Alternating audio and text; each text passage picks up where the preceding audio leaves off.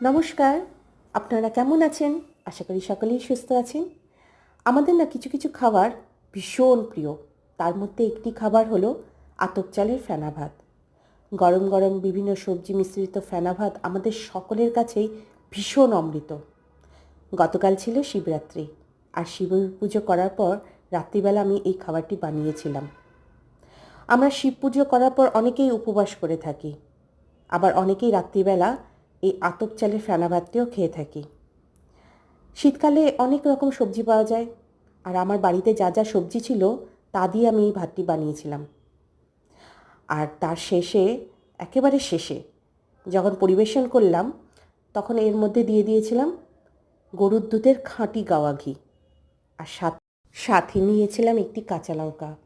কাঁচা লঙ্কার ডলে ভাতটি খেতে যা লেগেছিল না, উফ, সেই অমৃত, সত্যি অমৃত। এই স্বাদ ভোলার নয়। এই স্বাদ মানে যারা খেয়েছে তারাই জানে এই খাবারের স্বাদ।